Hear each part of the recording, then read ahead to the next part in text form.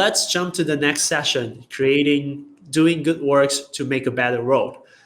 Before jumping into the session, I would like to invite our audience to watch the case film, Phone Life Balance from Caro and Artur. There's a study from Motorola that emphasizes our struggle with the phone life balance. Yes. So according to the survey, 33% of people, and this makes me so sad, have prioritized their phone over the people they care about. Yep, that's true. We spend too much time on these. But wait, is that what we've really become? The company that invented the smartphone thinks it's time for a little phone life balance. To make people rethink how much time we spend on our phones, Motorola created hyper-realistic figures and placed them all over New York City. By building a replica of an actual human being, we allow people to recognize themselves, and that means they can change their behaviors. Let us put it this way.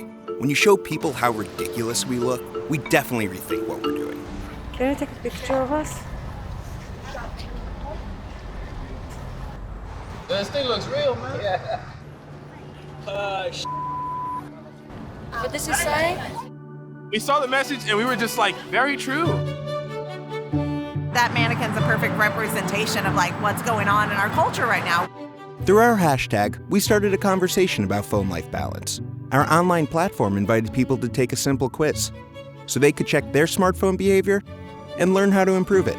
I think we need to be more honest with ourselves of like how much time we're investing in this and just being conscious of it.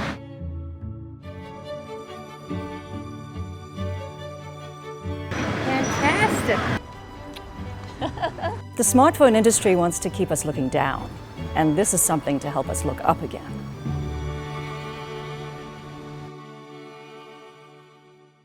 That is really interesting to kind of how can we convince a phone product client to do such kind of work, like telling people not to look at your phone all the time. Can you share more about this interesting campaign? Yeah, sure. Like, interesting enough, like it all started with a study backed by Motorola, and this study was showing that the average person spends four hours a day staring at their phones. So and the study like kept going, digging into finding more data, and they found that like they were trying to understand how that behavior could negatively affect people's social lives and also their mental health. So it was really interesting study from Motorola and Harvard University, by the way. And that was years ago. So there were like just a few people at the time talking about, this subject, like it was not a mainstream subject at the moment. So for example, at the time, the iPhone didn't have any function to help people track their screen time, for example. So we decided that there was something really powerful about a smartphone company asking people to spend less time on their phones, something really interesting. And that's when the strategy coined the term phone life balance. And we thought, oh my God, this is amazing. This is the right thing to say. Yeah. And then after that, we came up with a way to not only say that, but show people how immersed they were in their own phones and not even realizing it. So by creating those hyper-realistic statues glued to their phones and spreading the statues all over New York City, we brought awareness to this new term, phone life balance, and also made people see themselves in those statues. And ultimately, we wanted to make people rethink their own behavior with their smartphones. So how did the client react when you pitched this idea to them? They just like think, oh, this is interesting, or they like kind of like resist this kind of idea? I'd like to know more about this. So I think, like the clients were very brave on this brief, because like they were the ones backing, as I said, like they were the ones backing this study. They wanted to understand better like how that thing that they were creating could impact people's lives, and they want to help them do better, because like it's like it's all about how we interact with each other, and people were like neglecting times with friends and family to stay on their phones, and they were like brave and reasonable enough to understand that this is not the way we want the society to go. And that's when we backed the study, and they gave us like lots of like autonomy and freedom to come up with something bold to make people realize that. Because in the end, it was like an experiment, right? We were doing something that, was literally like going out in the world and seeing and testing how people would react to those statues, and if that would have an impact in their behavior. And the response that we got from people was like, everybody was like, oh my God, I'm shocked. I can see myself in that statue. I can see myself spending a lot of time on my phone. And it was amazing. It was super interesting to get that feedback from real people. And as Artur said, the clients were like so brave to do that experiment. And and like one important part of this campaign was our team created a really simple but comprehensive quiz where people could answer questions and understand their smartphone behavior, like things like they could understand the level of like how addicted they were to their phones and learn how to improve it. So that was really part of like the arch. Like the statues had the goal of like making people like to shock people a little bit and make them understand this is not right. And then through the hashtag phone life balance, we started this conversation and help people improve their behavior. So it's not just awareness; it's awareness plus change, in tackling something really important, that is mental health. Yes, I really like the way how you like not stopping at having awareness, but trying to solve the question, the problem itself, and try to do more about this topic.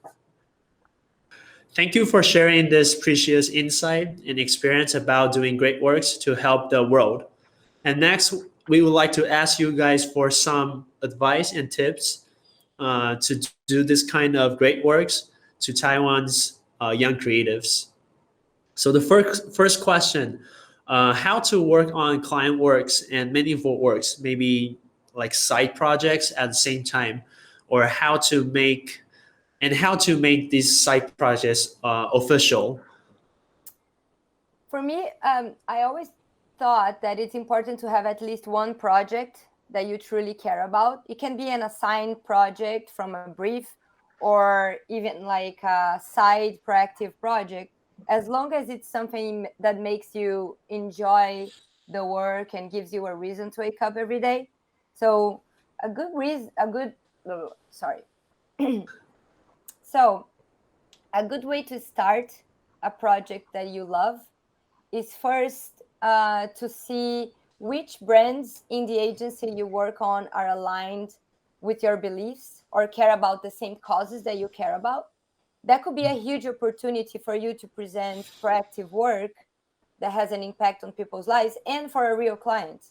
So side projects, even for side projects for proactive projects or side projects, even if it's for brands, can take a little bit of digging and studying, which, will probably take some extra hours, some extra effort. But I think it's so rewarding to be working on something that matters and that matters to you, that's worth it. It's worth it, the time that you're going to spend and the research, So it's always like, take a look at the clients that are right now in your agency. If any of these clients are right now tackling some of the world issues, or if there's anything in their values that aligns with your value, like with your beliefs, and then start from there, and start presenting proactive work from there. Okay, thank you. And just like echoing a little bit what Caro just said, like I'd say, really try to think about the global and local issues you care about. Start from there, because like let's say it's climate change. So take some time to think how the brands you work on every day can maybe tackle this issue. Maybe there's something there, or like how can you invent something completely new to address a certain problem related to climate. I think the beauty of this, and actually the beauty of our profession in general, is that today can be the day that you create something that will make the world a little better. We all have this opportunity every day, and this is amazing, like so. And that's honestly that's what reminds me every day why I love what I do. And I think if we all think like that, as we spoke in the previously, like we can turn our job into actually a mission, so that's a huge opportunity. And I just wanted to add one other thing related to what Artur said, that my all-time advice is always like, when presenting an idea that you truly believe in, don't settle with the no as the first answer. Be a little bit of annoying, like sometimes, and keep bugging and pushing until you get to the right people that will help you bring your idea to life. And trust your gut feeling. Sometimes, we present something that it's kind of new and people are not like prepared for that, and their first reaction will be like, no, I don't think we can do that. But if you feel like if you have a feeling that that's a huge opportunity, keep bugging, keep pushing, and at some point you're gonna have someone that will be like, okay, let's do this, and just wanted to add that. And even like try it, like sometimes you need, like a deck's not enough to really like show the potential of the idea. Sometimes you need to prototype, you need to start doing things. So do it yourself, because when you have the right idea in your hands, a powerful idea in your hands, it's almost like a call, like to like go for it, so do stuff. Like worst case scenario, you try to change the world, but like keep pushing. I think this is super important, resilience in our profession. Like I saw like lots of teams having great ideas. I think what differentiate them, what makes them like a team that have more impact, is the resilience, the persistence. Keep going and make this thing happen. Thank you. I think this is like really practical advice to Taiwan's creative, because sometimes I feel that we're just like thinking of ideas, but we're not actually doing ideas. But I think like taking actions and start to do something is what we need right now, because sometimes we can't persuade or convince others with nothing, or just like presentations, right? So I think this is really nice. Cool. So the next question we have is, is work-life balance important to you? Like, how's life working as an advertiser in New York? Like, why we're having this question is because I personally believe that ideas and creativity comes from our life experience. But like people in Taiwan as an advertiser usually spend a lot of time at work. So we need some advice, like to tell people that maybe we can go out more and to have more experience of life.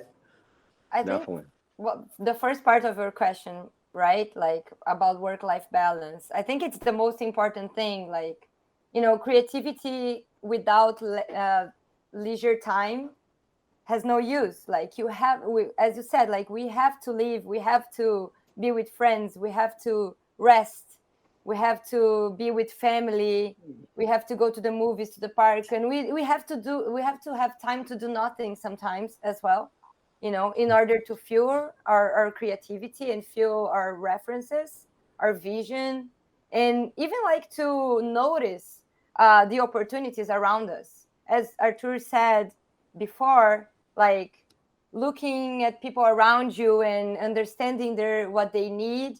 This is also like something that you have to be living to be able to, be with other people and understand their issues and all that. So I think it's absolutely crucial to have work-life balance, and we need to have that.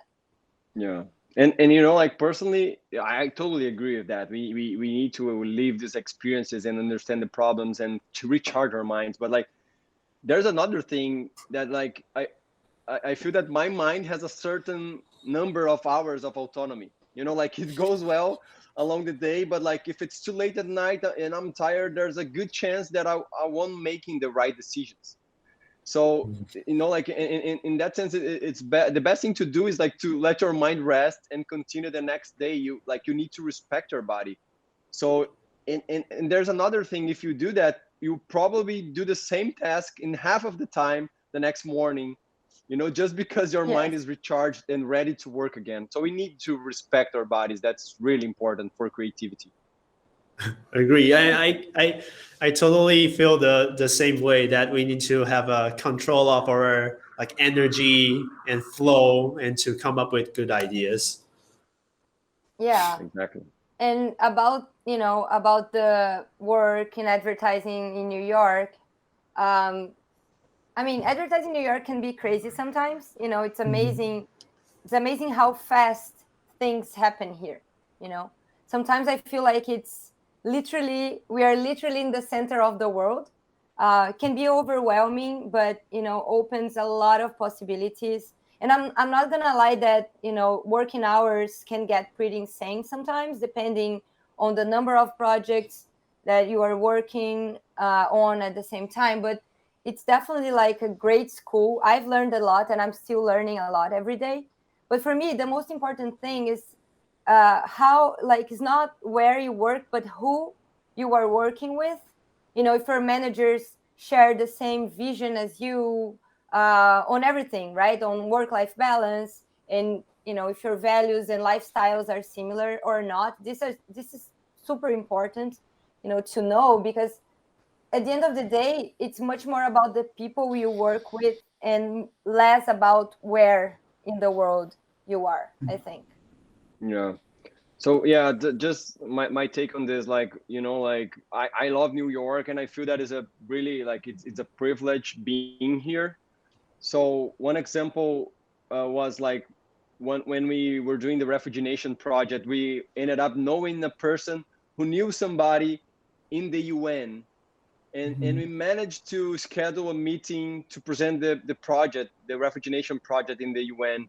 And we took a cab, like in 15 minutes later, we were there at the UN presenting the project to a lot of influential people.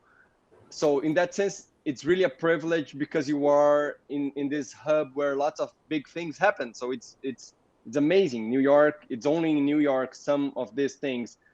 At the same time, I truly believe that you can do, as Caro said, like good work and do good for the world from wherever you are. Like it's much more about the people. It's much more about what surrounds you, like, and understanding the problems. It's about staying curious, about what the world needs and finding ways to solve these problems with creativity. Yeah. And to do that, it doesn't matter where you are. You can just like need to, like be ready to absorb that information. Cool. I think I don't know. I personal feel like really excited, like hearing you guys sharing this kind of experience, because I feel totally the same way. I believe that this experience and this sharing will be like really impactful to Taiwan's audience. Thank you guys again, Caro and Artur. Really appreciate your participation in today's interview. And I really hope that like in someday we can meet up in Cannes, the festival. Yeah. And If, don't be surprised if any Taiwanese people come to you guys and say hello, because I think like a lot of people will know you guys. Yeah. Well, for sure, it's gonna be a pleasure. Yeah, definitely. We all hope that we can like gather in Cannes Lions like every year. Cool. Oh my God, yes. Thank you you. for the time and for having us. Like, Yeah, it would be amazing to meet in person and next time, as you said, like hopefully in Cannes. No problem. Yeah, no thank you so problem. much. Like, it's such a really appreciate the invitation. It's an honor for us to be here and to, like, if we could have inspired one person, that's really enough. Like, we're happy. Like, it was all worth it. So thank you very much. Really appreciate it. Thank you. Thank you.